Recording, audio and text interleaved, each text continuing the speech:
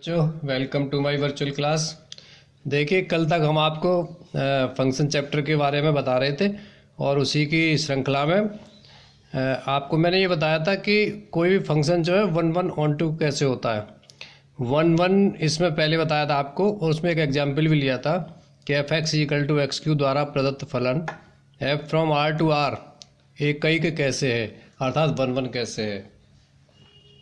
तो ये मैं आपको प्रूव कर चुका था। अब जरा बड़ी इंपॉर्टेंट बात यहाँ पर देखने लायक ये है कि एग्जाम्पल लेकर के तो हमने बता दिया 1 1 ऐसे है, क्योंकि कोई दो एलिमेंट मान लेते हैं x1 x2, f x one equal to f x two ले लेते हैं। यदि वो x1 इजिकल टू x2 आता है तो ये प्रूव हो जाता है कि फंक्शन 1 1 है। अब ज्योग्राफिकली कैसे बताएंगे, ग्राफिकली कैसे प्रूव करेंगे कि कोई भी फलन आपका 1 1 है। तो देखिए, उसके लिए बड़ा सिंपल है, एक टेस्ट है और वो टेस्ट ये है कि एक हॉरिजॉन्टल लाइन खींचेंगे। अगर वो हॉरिजॉन्टल लाइन आपके ग्राफ को एग्जैक्टली 1 पॉइंट पर इंटरसेक्ट करती है तो समझ लीजिए कि वो आपका 1 1 फंक्शन है। तो 1 1 फंक्शन होने के लिए क्या परिभाषा हुई? परिभाषा आपकी ये हुई कि अगर कोई हॉरिजॉन्टल लाइन, ऐसे कह लीजिए कोई फंक्शन f1 1 है, यदि कोई हॉरिजॉन्टल लाइन ग्राफ को एग्जैक्टली एक ही पॉइंट पर इंटरसेक्ट करती है। यहाँ पर देखिए, मैंने एक एग्जाम्पल लिया है मॉडुलस फंक्शन का और इसका ग्राफ ये है। आपने 11th में मैंने आपको बताया था कि किस तरह से हम जो है मॉडुलस फंक्शन का ग्राफ बनाते हैं, और ये ग्राफ आपने लास्ट ईयर देखा था और अच्छी तरह से इसके बारे में अध्ययन भी किया था, आपके सामने है। इस ग्राफ पर देखिए, मैंने एक हॉरिजॉन्टल लाइन ली है। अब आप यहाँ पर देख रहे हैं कि ये हॉरिजॉन्टल लाइन यानी क्षैतिज रेखा इस ग्राफ को एग्जैक्टली एक बिंदु पर नहीं बल्कि दो बिंदुओं पर काट रही है, पी एंड क्यू पर। तो हमें जबकि चाहिए क्या, फंक्शन 1 1 होने के लिए एग्जैक्टली एक बिंदु पर इंटरसेक्ट करनी चाहिए, यानी काटनी चाहिए।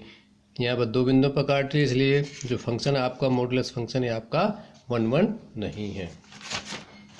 चलिए अब बात करते हैं 1 1 ऑन टू फंक्शन की। देखिए, इसी श्रृंखला में अब हम आपको ये बताने जा रहे हैं कि फंक्शन एक एक की आच्छादक कैसे होता है। एक एक की आच्छादक होने के लिए बड़ा सिंपल सा तरीका है, बहुत आसान है। जैसे कि मैं अब तक आपको बता चलाया हूँ कि स्टूडेंट्स और चेयर्स की क्लास वाला है, आपको एग्जाम्पल देता आ रहा हूँ। उसमें ये बताया था आपको कि अगर आपके पास में दो क्लास हैं, ये पहली वाली क्लास स्टूडेंट्स की है, दूसरी वाली क्लास आपकी चेयर्स की है, तो अगर प्रत्येक स्टूडेंट्स के पास चेयर है, यानी प्रत्येक स्टूडेंट चेयर पर बैठा हुआ है, तो जाहिर सी बात है कि ये इस तरह की व्यवस्था, इस तरह का फलन आपका 1 1 होगा। अब 1 2 होने के लिए क्या होना चाहिए? 1 2 होने के लिए सिंपल सी बात यह है कि कोई भी चेयर आपकी ऐसी नहीं होनी चाहिए जो खाली हो, जिस पर स्टूडेंट ना बैठा हो, सीधी सी बात। अब बात करते हैं हम इसकी मैथमेटिकल लैंग्वेज में। मैथमेटिकल लैंग्वेज में क्या कहेंगे हम कि अगर आपके पास में कोई दो सेट है, तो सेट ए के भिन्न भिन्न अवयवों की सेट बी में भिन्न भिन्न अगर इमेज है, तो ऐसी व्यवस्था, ऐसा फलन क्या कहलाएगा? आपका 1 2 कहलाएगा। या इसको उल्टा भी कह सकते हैं कि सेट बी के प्रत्येक एलिमेंट की प्री इमेज सेट ए में होनी चाहिए। तो इस तरह का जो फलन होता है वो आपका 1 1 होता है, 1 2 होता है। तो यहाँ पर देखिए, इसको थोड़ा सा डिफ्रेंशिएट करने के लिए, अंतर बताने के लिए मैंने एक पिक्टोरियल डायग्राम बनाया है। यहाँ पर आप देख रहे हैं सेट एक्स और वाई हैं, तो सेट एक्स और वाई में पी और क्यू की अलग अलग इमेज है और आर और एस की एक इमेज है, केवल डब्लू। तो ये फंक्शन आपका 1 1 तो नहीं हुआ, लेकिन 1 2 है ये। क्यों? क्योंकि वाई में कोई एलिमेंट ऐसा नहीं है, कोई भी एलिमेंट या इमेज ऐसी नहीं है जिसकी पूर्व प्रतिबिंब या पूर्व इमेज, प्री इमेज एक्स में ना हो। हर एक एलिमेंट की प्री इमेज एक्स सेट में मौजूद है। तो यहाँ पे कोई भी एलिमेंट आपका खाली नहीं है, ऐसे कह लीजिए, सिंपल सी बात हमें समझने के लिए। तो ये वाला फंक्शन जब 1 1 तो है ही नहीं, तो 1 1 नहीं है तो फिर मैनी 1 होगा, और मैनी 1 में भी ऑन टू होगा। अगर मान लीजिए ऐसे आपके सामने एक ऐसी समस्या भी आकर के खड़ी हो सकती है कि सारे के सारे एलिमेंट्स की सेट सारे के सारे एलिमेंट्स की एक ही इमेज हो सकती है। तो इस तरह की जो इमेज होती है कई एलिमेंट्स की, उसको कांस्टेंट इमेज कहते हैं, और इस तरह के फंक्शन को हम कांस्टेंट फंक्शन कहते हैं। ये मैनी 1 नहीं हुआ, ये कांस्टेंट फंक्शन हो गया।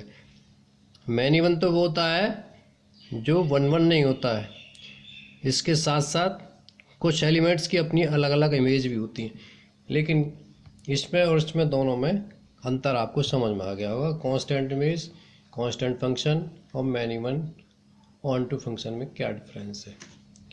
चलिए आगे बढ़ते हैं, एक एग्जाम्पल लेते हैं आपके सामने। एग्जाम्पल ये है,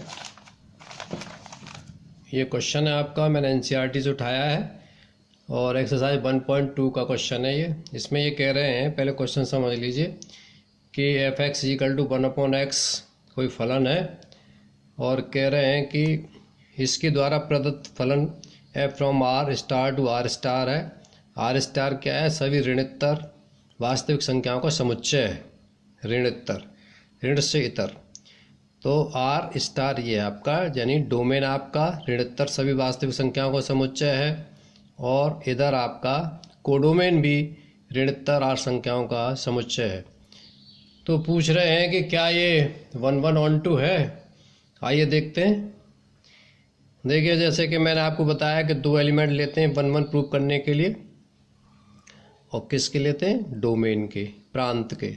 हमने भी दो एलिमेंट ले लिए यहाँ पे, माना x1 और x2 इस r स्टार के दो एलिमेंट हैं, तब f(x1) = f(x2) क्या रिजल्ट दे रहा है? f(x1) की वैल्यू क्या है आपके पास में? 1/x1, क्योंकि f(x) = 1/x है। f(x2) = 1/x2 है, तो लिहाजा x1 = x2। तो इससे ये सिद्ध हो गया आपका कि f यानी तो गिवन फंक्शन है वो 1 1 है। ऑन टू देखते हैं। ऑन टू देखने के लिए जैसे मैंने आपको बताया कि f(x) को y के इक्वल मानते हैं। यहाँ पे मैंने y ले लिया, y = 1/x आ गया, तो x की वैल्यू 1/y आ गई। अब देखिए यहाँ पर y की जो कोई भी आप वैल्यू ले लीजिए y की, यहाँ से कोडोमेन से उठाइए। कोडोमेन यानी ऋणोत्तर, ऋण से इतर, ऋण से हट करके, ऋण संख्याओं से हट करके r वास्तविक संख्या है, लेकिन जीरो भी नहीं आ सकता। यहाँ पर जीरो आ गया तो इनफाइनाइट आ जाएगा आपका। तो प्लस की संख्याएं कोई भी आप ले लीजिए तो x की वैल्यू मिल जाएगी, और 1/y आप जब कैलकुलेशन के बाद में जो वैल्यू आएगी x की, वो भी आपकी ऋणोत्तर वास्तविक संख्या ही आएगी। तो आप इसीलिए ऐसे लिख देंगे कि कोडोमेन का प्रत्येक अवयव प्रांत में एक ही अवयव का प्रतिबिंब है, इसलिए f आपका ऑन टू है। और फाइनली आपका जो फंक्शन है 1 1 ऑन टू है, राइट। अब दूसरा वाला पार्ट भी है इसका। दूसरे वाले पार्ट में वो ये कह रहे हैं कि यदि इस r स्टार की जगह ऋणोत्तर वास्तविक संख्याओं के समुच्चय की जगह प्राकृतिक संख्याओं का सेट ले लिया जाए, और तब उस स्थिति में क्या होगा? तो ऐसी स्थिति में आप देखेंगे f(x) = 1/x दे रखा है। 1 1 अगर आपको इससे देखना है तो दो एलिमेंट लेंगे x1 और x2, काय के लेंगे? प्राकृतिक संख्याओं के लेंगे। प्राकृतिक संख्याओं से हमें उठाने होंगे, तब f(x1) = f(x2) का जो रिजल्ट आएगा वो आएगा 1/x1 = 1/x2। This implies x1 = x2। इसका मतलब है आपका f आपका 1 1 है। ऑन टू लेने के लिए फिर वही करेंगे, f(x) की वैल्यू y ले लेंगे, y = 1/x, x = 1/y। अब यहाँ पर देखिए बड़े ध्यान देने वाली बात यह है इसमें कि y की वैल्यू मान लीजिए आपने 3/2 ले ली। 3/2 क्या है? वास्तविक संख्या है। तो यहाँ पर आप देखेंगे जब आप 3/2 रखेंगे y की वैल्यू, तो x की वैल्यू 2/3 आ जाएगी, क्योंकि 2 पर पहुँच जाएगा, तो x की वैल्यू 2/3 होगी। तो x की वैल्यू होनी क्या चाहिए आपकी?